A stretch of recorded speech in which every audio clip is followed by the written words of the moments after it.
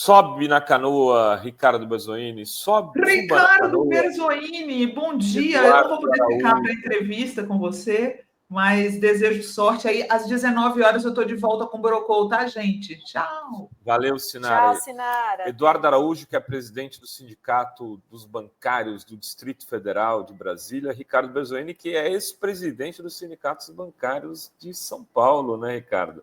Faz tempo. Faz um pouco de tempo. Não. E a gente se conhece desde lá, aliás. Desde que ele era secretário-geral dos Sindicatos Bancários de São Paulo. Boa. Bom, a gente está com bancários aqui. Acho que não dá para falar de outra coisa para começar as conversas que não seja de juros.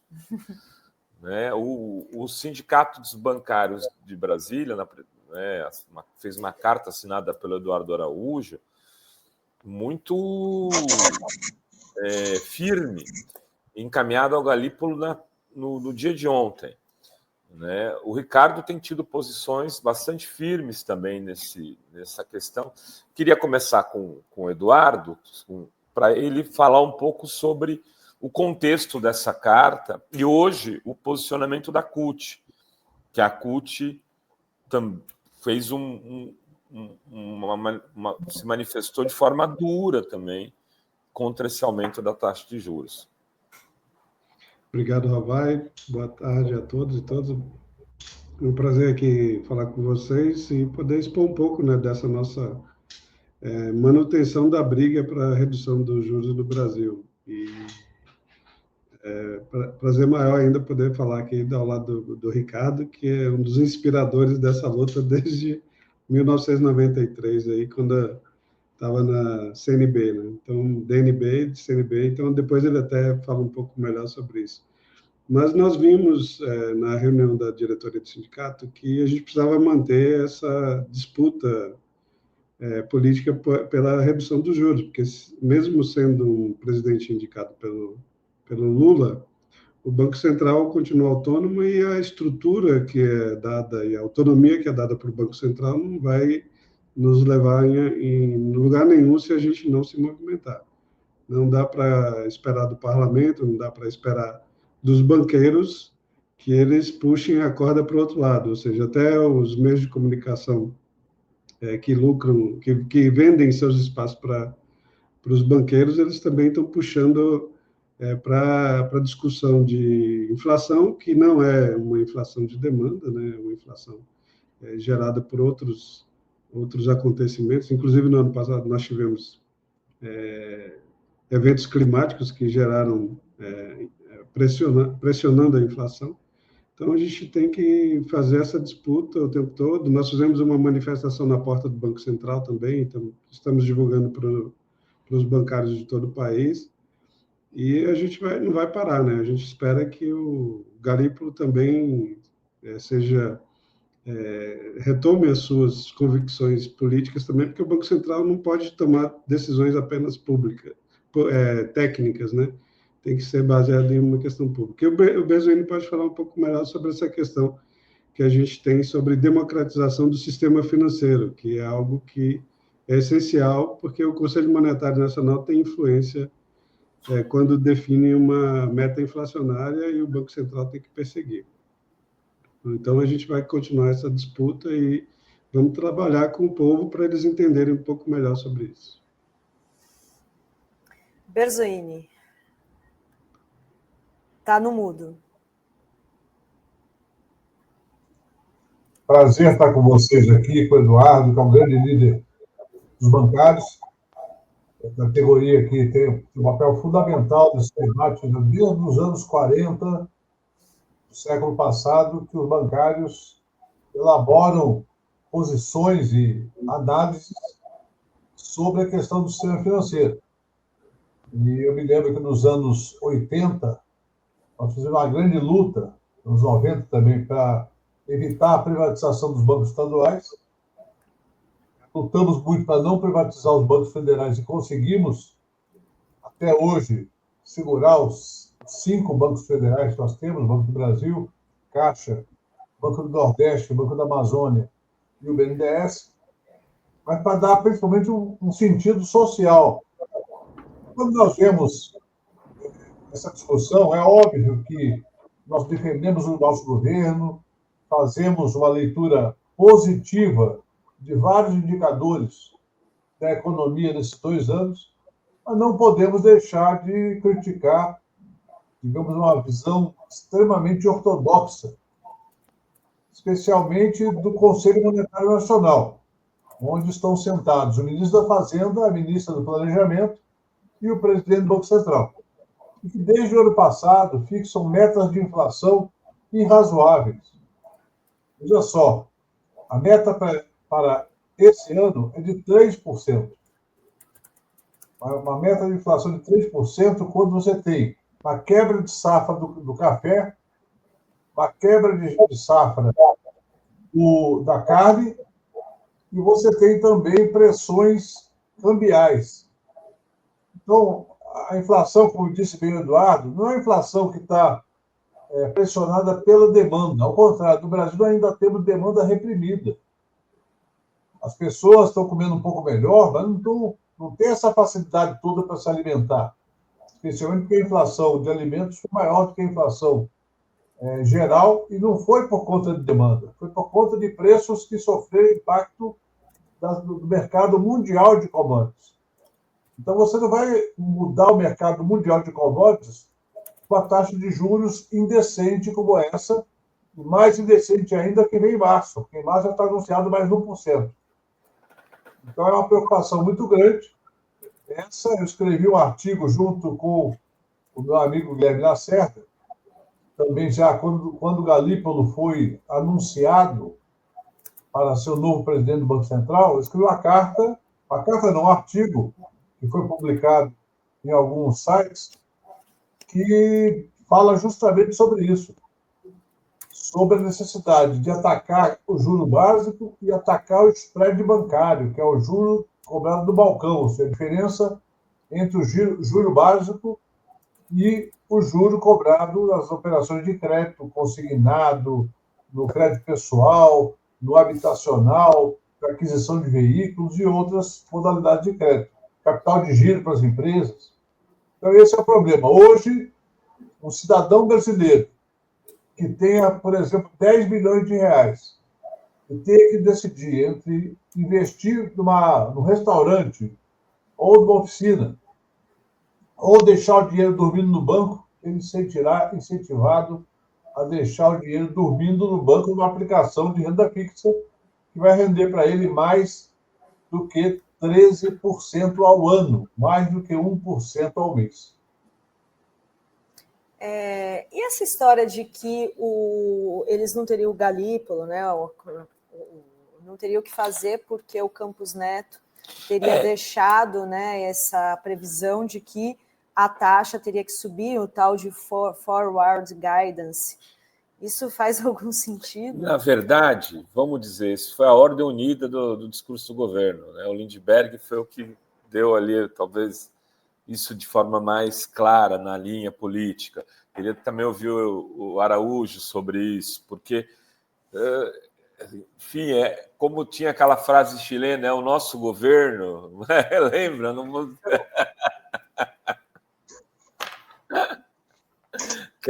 aquela pichada no muro na época do Allende, Berzoini. O Araújo está no... É um governo... É um governo de merda, pero é o nosso governo. Vou dizer qual que é a frase. É isso aí mesmo. O governo é bom, mas está pecando nesse aspecto. É como um time de futebol que está fazendo vários gols, mas está com a defesa arrumada e toma de vez em quando os gols de fora da área que não precisava nem deixar o cara chutar. Está no mudo, Eduardo. Essa pressão do mercado financeiro, e o Bezerra ilustrou bem como os rentistas fazem pressão para terem o dinheiro dormindo e rendendo, né? Eles não precisam fazer nada. E aí a gente viu que o Campos Neto deixou uma armadilha, evidentemente. O Congresso Nacional, quando deu autonomia para o Banco Central, também estabeleceu uma armadilha para o próprio governo Lula, quando deixou uma pessoa com mandato com a total alinhamento com a banca privada, e a gente não esperava que fosse muito diferente essa reação do Galípolo, e por isso a gente faz uma carta conclamando para que ele faça reflexões e possa modificar essa trajetória. E a gente está, assim, o segundo passo que a gente vai dar agora é revisar um pouco do projeto de 92, da regulamentação do artigo 92, a gente vai mandar um ofício para o Haddad, né, para o Ministério da Fazenda, a gente já falou com o Galípolo, fez essa manifestação, e a gente agora vai também discutir com o Ministério da Fazenda, porque eles também têm que fazer a parte deles lá, como a gente já mencionou aqui sobre as metas de inflação. E realmente a gente não esperou algo muito diferente, mas a gente espera que na ata do Copom, que vai justificar essa decisão, ela tenha uma mudança de rumo, né? E a gente espera isso nessa nova ata. Mas a gente não teve a ilusão de que, mesmo nesse governo, tivesse algo diferente. Vocês têm essa expectativa de que a ata pode vir, digamos, mais generosa? Não. Não? Ainda não. Eu falo o que eu penso, né? Quando estava no governo, em 2005, eu estabeleci uma polêmica com o Palocci e com o Meirelles, porque na época havia também uma inflação que não tinha nada a ver com demanda. A inflação estava fora da meta por razões de mercado. Não de mercado financeiro, de mercado de commodities, de preços administrados, conta de luz, preço do petróleo. E na época eu falei, tem que mudar. Se você pesquisar nos buscadores, aí, você vai ver assim, dizia, tem que mudar a meta de inflação, porque o Banco Central está subindo os juros por conta de uma inflação fora da meta que não tem a ver com demanda. Isso está prejudicando o mercado de trabalho, que é a obrigação do Ministério do Trabalho cuidar. Ora, se você tem um Conselho Monetário Nacional que pode se reunir a qualquer momento e está observando a realidade concreta do mercado, dos alimentos, dos combustíveis, então você pode ajustar a meta de inflação sem dizer que isso é leniência para a inflação. Você fundamenta, assim como o Copom tem que fundamentar na ata a sua decisão, o Conselho Monetário Nacional fundamenta na ata e numa entrevista dos membros do Conselho Monetário Nacional. Então, se agarraram esses 3%, nós vamos pagar caro por isso. Porque, veja bem, Renato, nós temos um problema hoje que o dólar, embora já tenha recuado um pouco, ainda está acima do que estava há um ano atrás. Isso impacta o custo de produção de todas as empresas que usam insumos importados, daquelas que importam produtos para vender no mercado interno. Por exemplo, azeite, que é 99% importado, por exemplo, alguns medicamentos, e assim por diante. Bom, se você tem esse impacto real, você tem que cuidar para que a meta de inflação não se torne um problema artificial para a política monetária. E saber, inclusive, uma coisa que também foi discutido lá nos anos 2005, 2006, que a meta de inflação tem que ser observada no médio e longo prazo também. Ela não é só do ano calendário de 12 meses. Tem que ver qual é o impacto para frente. Eu estou torcendo para estar errado e para que esses juros de 13% ou 14% não impactem drasticamente o mercado de trabalho. Se impactarem, nós teremos uma situação ainda pior do que simplesmente o custo. Você veja bem, pequenas empresas como a Ford, restaurantes, bares, pequenas lojas que não têm capital de giro próprio, vão pagar um custo adicional em apenas duas reuniões do Copom de 2% a mais. Eu juro que já não era baixo, vai ter impacto no fluxo de caixa dessas pequenas empresas. Pequenas e médias, porque as grandes conseguem se financiar de outra forma. Então, esse é um problema que está colocado em cima da mesa e que o governo poderia ter a humildade dizer estamos errados na meta de inflação. Não é execuível. Muito bem, Araújo, quer acrescentar Basicamente, salientou bem essa questão do câmbio, né? E a gente tem que isso é não sei, né? Isso está na cartilha sobre essa questão de política monetária. Então, é demanda, é crédito, é expectativa de mercado, que não é do povo, né? E a geração de riqueza. Então, a cartilha econômica não prevê essas questões que o Bezerra salientou aqui sobre questões sazonais ou que estão fora do técnica econômica. E aí tem que ser uma decisão política e a gente precisa que o Ministério da Fazenda, o Ministério do Planejamento tenham um olhar. Eles mudaram um pouco essa métrica da questão da inflação, mas não resolve. Do jeito que está, não resolve, e ela vai estrangular a gente nessa tentativa de baixar para o centro da meta. E a gente vai continuar essa luta, né, como eu falei, agora fazendo um passo adiante, e eu também não tenho expectativa de que nos próximos duas reuniões, né, a gente tenha uma virada ainda, mas o nosso papel é continuar cobrando e criticando as decisões. Tem algumas perguntas da comunidade aqui. O Saulo Cruz, ele diz: aumentar a taxa de juros não vai resolver o problema da inflação dos alimentos, que é causada principalmente pelas mudanças climáticas que têm prejudicado a produção, como café e azeite. Um pouco que o Ricardo explicou. O Eric Figueiredo, ele pede para falar um pouco sobre a entrega do FGTS para o banqueiro enforcar endividado presente do governo. Isso daí eu vou ter que discordar do Eric. Eu acho que é uma medida que não é uma salvação da lavoura, mas uma medida que ajuda principalmente os bancos públicos, a fazerem linhas de crédito mais baixas e ter uma garantia objetiva. É claro que essa garantia tem que ser limitada. Você não pode colocar o fundo de garantia todo como garantia, porque senão a pessoa compromete todo o fundo de garantia e depois, se for demitido, não consegue ter nenhum colchão de sobrevivência.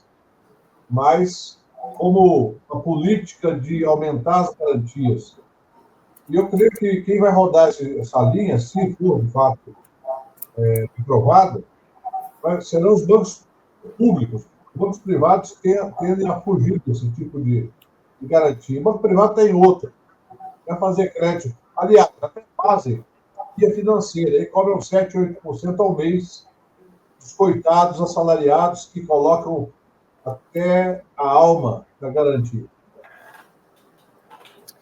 E tem a Tânia Yasmin, ela diz: Brasil isenta de impostos o agro que exportam, isentar o que é vendido aqui é taxar a exportação, não ajudaria a diminuir o preço dos alimentos. Isentar o que é vendido aqui, taxar, né, a exportação, não ajudaria a diminuir o preço dos alimentos?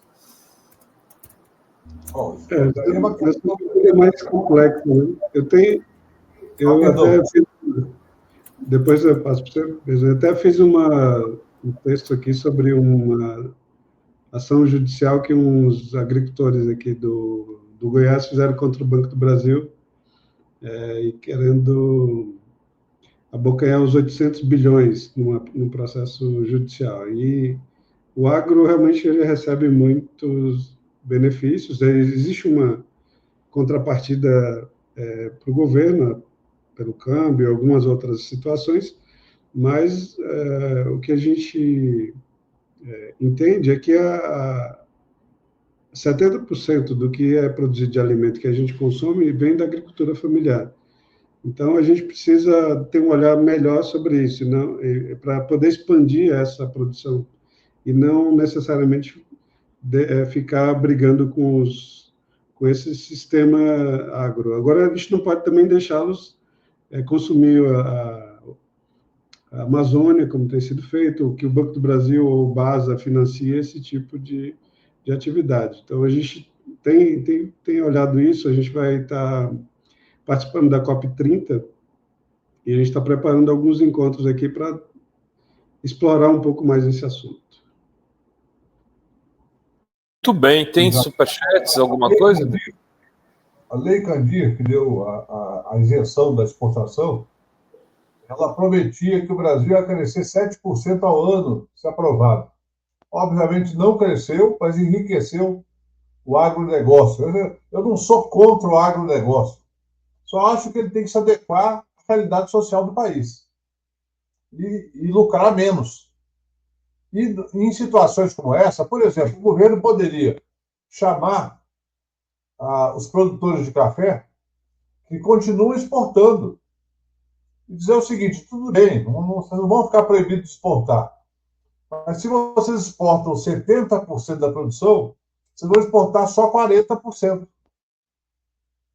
E o restante vai botar no mercado interno para pressionar o preço para baixo. Isso vale também para a carne. Chamar a JBS, a Marfrig e outras, dizendo o seguinte: olha, este ano vocês vão exportar menos para abastecer o mercado interno. Porque isso daí é uma coisa óbvia. Se você deixa o mercado de alimentos só na lógica das commodities, quando o dólar sobe e o mercado internacional está comprador, é óbvio que vai faltar carne no mercado interno. E faltando carne, o preço sobe. Então, isso é política de abastecimento. Não é ficar falando que, olha, eu estou pensando aqui em ver se podemos baixar a alíquota de importação. Não, conversar com os grandes produtores. A produção agrícola no Brasil, com exceção da agricultura familiar, é extremamente concentrada. Os grupos da proteína são poucos, a tuba do café, os produtores são muitos, mas a torrefação e aqueles que exportam são poucos, são as chamadas trades. Então, se tiver política de abastecimento, dá para, inclusive, reduzir o peso sobre a inflação. Então, me parece que o ministro da Agricultura só pensa em mercado. Veja bem, uma pessoa que apoiou Lula desde o primeiro turno, uma pessoa que tem um compromisso com o governo, não com a nossa visão de governo, mas com o governo, mas está agindo como se não fosse ministro, dizendo que, olha, não tem jeito, o mercado está ruim mesmo, tal, e muitas vezes defendendo propostas que são para enriquecer mais ainda a turma do agro. Tem mais superchats aqui. O Carlos Alberto Veloso Lopes diz: comprei no Carrefour 1,2 kg de picanha por R$ 58,00. A classe média amostrada quer maturada a vácuo, cuja mesma quantidade é 90. Ele também diz aqui: Lula tem que fazer aliados no centrão e na direita, pois até na esquerda tem gente com sangue nos olhos para derrubá-lo da presidência, pedindo manifestações sem bandeira. Acho que já vi esse filme. E o Matheus Andriani diz: Lula escolheu o Gonê e reclama de fake news de parlamentares? Não entendi.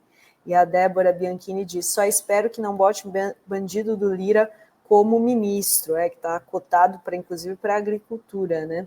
A Débora Bianchini diz: buenas tardes, companheiros. É insano que estes lacaios do Centrão, desde dentro do governo Lula e com vários ministérios fazendo oposição, descarados.